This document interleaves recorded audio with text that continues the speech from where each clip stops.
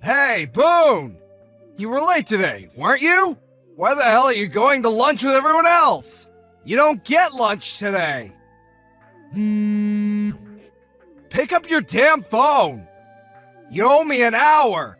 You can't seriously think you get a lunch after showing up late. Good afternoon, Mr. Abrams. Apologies. I left my seat for a few minutes to call the hospital to check on the old lady this morning. I'll be back immediately. I see. That's right. Your excuse for being late today was that you were helping someone in a medical emergency, wasn't it? Something about some old hag collapsing while you were on your way to work?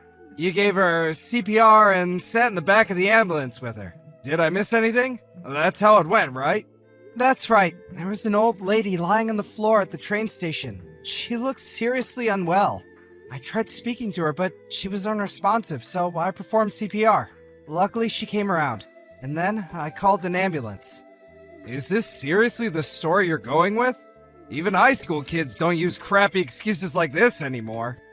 You should have just said you overslept. I might have actually believed you then. Mr. Abrams, it's the truth. I understand it might sound like an excuse because it's not exactly the sort of thing that happens every day, but it's true. I never imagined I'd get wrapped up in something this dramatic either. Yeah, I've heard enough. I get the gist of your story now. I just don't believe it, truant boy. Truant boy Boone! It's got a ring to it! You're a real pansy, you know that, truant boy? You call yourself a man? You always try to evade responsibility like some pitiful worm. It really grinds my gears. The way you go around the office with that stupid grin on your face, brown-nosing everyone. You're such a suck-up. Why not just be a man about it and admit what you did? To top it off, you tried pulling the wool over my eyes with the lamest excuse I've heard this decade. Don't you feel embarrassed? It's not really like that. Look, you can't even defend yourself properly. Why? Because I'm right. You're surprisingly stupid for someone who graduated from the world-famous Peeps University. Did you bribe them for your degree? Anyone can see you only got hired at this company in the first place due to the university you studied at. You're not fooling me though, truant boy. I'm a firm believer in meritocracy. I'll get rid of anyone who doesn't make the grade without thinking twice. Even if you can study, what use is it if you can't apply it in the real world? You're playing with the big boys now, truant boy. You should have tried harder. I'm sorry, Mr. Abrams. I'll do my utmost to ensure I live up to your expectations from now on. Don't kid yourself. I don't expect anything from a dud like you. I already recommended the top brass fire you, so it's too late anyway. What? I'm gonna get fired? Surely no matter which way you look at it, this is going overboard. Why? Think about it. Being late signals a poor attitude towards work and disrespect towards the company. I'm a section manager, and 90% of the people I recommend for the chopping block end up being sent packing. At the very least, can you put in some effort before your dismissal notice comes? Use this as your final opportunity to do some good work for a change. Try not to let Peeps University down by becoming a complete failure. They're counting on you, truant boy. Boone, what time can I expect to see those files I asked you to get done? They should be done within the hour. Great. That leaves plenty of time then. Plenty of time? I need you to format, edit, check, and submit the PowerPoint slides in my shared folder. Just to confirm, do you mean you want all this done today? Yes, today. Why? Is that going to be a problem? There's no easy way to tell you this, so I'm just gonna come out with it. I'm celebrating an important occasion with my family today, so I'll be leaving at my regular home time. Besides, even if I got started on the files right now, it's doubtful I'd get them done by the end of the day.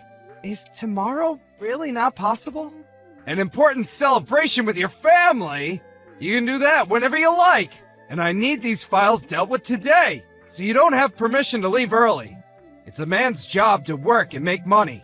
You can deal with your insignificant family crap once you've submitted the files.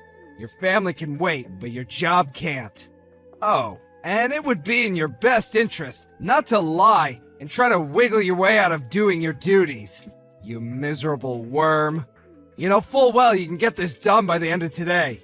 This is a direct order. Do I make myself clear? Please, sir, it's not that I'm saying my job isn't important. Not at all. But to tell you the truth, my family are more important than work. I can't in good conscience do overtime if it means letting them down. Once again, sir, I must insist, even if I was to get started on those files you asked me for right now, they would absolutely, beyond any doubt, take me past home time. Finally, this company doesn't operate on an overtime policy, so I have no obligation to do what you're asking me to from a contractual standpoint.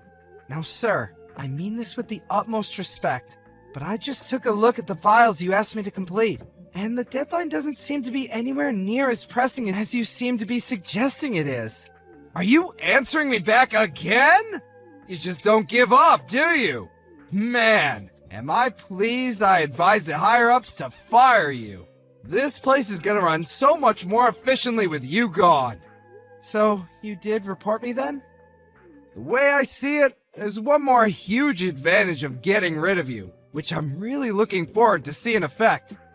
Everyone in the department's gonna be so terrified they're next, and so worried about being in my bad books, I'll have my own personal army of obedient worker drones. I can't wait to make an example out of you. They'll be practically begging me for extra work. It's gonna be great! The sooner you're out of here, the better. Huh? You're doing this to make an example of me? It's not really that, but it's a big part of it. And really? Huh? That's how you speak to your direct supervisor? Who the heck do you think you are, worm? Are you getting an attitude with me, your boss? Sir, I don't have an attitude. The fact of the matter is, you were late. Now here's the thing, you're useless at the best of times. So really, this is just what I've been waiting for. You talk back to me at every opportunity. You don't do your job, and you're so arrogant, you prevent me from doing mine. You're an obstruction, an obstructive worm. I just can't wait for your name to get called out by HR. I'm almost disappointed I won't be able to watch the announcement in person. I'd bring popcorn. I'm done talking to you. Bye, delinquent. Hey, worm boy, are you alive? I heard you got called into the CEO's office. Did he do it? Did he fire you? Actually, we did talk at great length about a certain person's dismissal. I knew it! LOL! Sucks to be you! I guess I was wrong. I thought HR would deal with you, but it looks like word made it right to the top instead. Looks like I wasn't the only one in this company who was sick of your attitude, huh? Imagine getting fired after trying to play the saint with some lazy excuse. You're so lame. Out of all my subordinates, past and present, you're probably the lamest dude I've ever managed at this company. My stomach hurts. Do you seriously think I'd fire the man who saved my mother's life? Who the hell do you think you are to act like this at my company? Huh? What's this? What are you even talking about, worm boy? Did you lose your mind? Did you finally crack under all the pressure?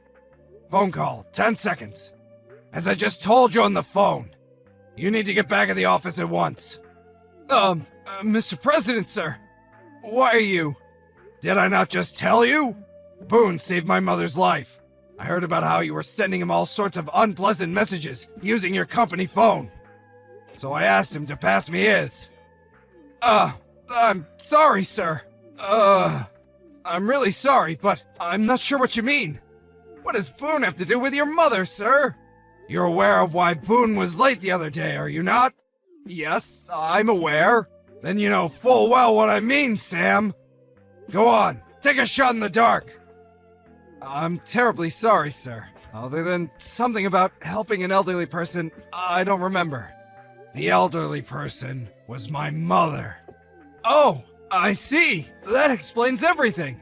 Wow, to think Boone saved your beloved mother's life. He's such a hero! What an incredible, selfless man! That's right, he is.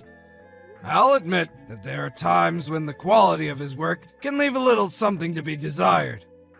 But putting that aside, He's a good man with a good heart. It's an honor to have him at my company, and I intend to keep him here as long as possible. Yes, as you say, sir. My own thoughts echo your sentiments. I've always said this about him. He's a great man. A real pleasure to be around. We're lucky to have him. The longer he's with us, the better, I say.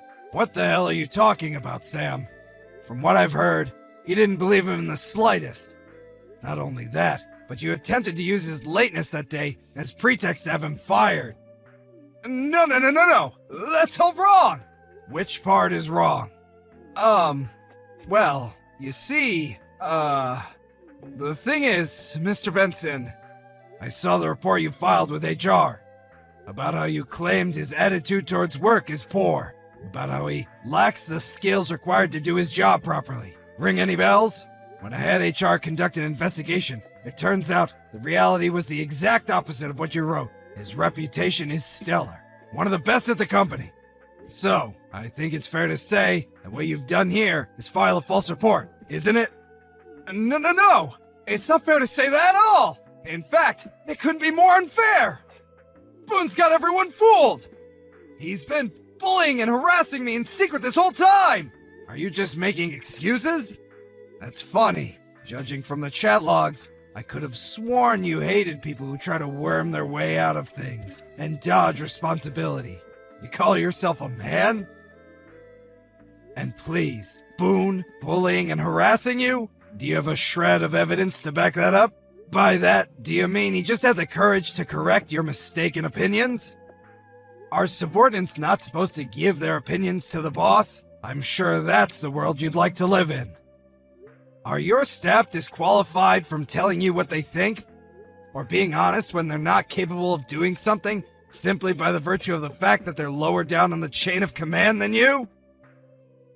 Does your job consist of treading on and oppressing subordinates more talented than yourself? No, not at all. Please, sir, I'm being set up. To make matters worse, I've had reports from HR that you've been throwing your weight around the other employees in the department too?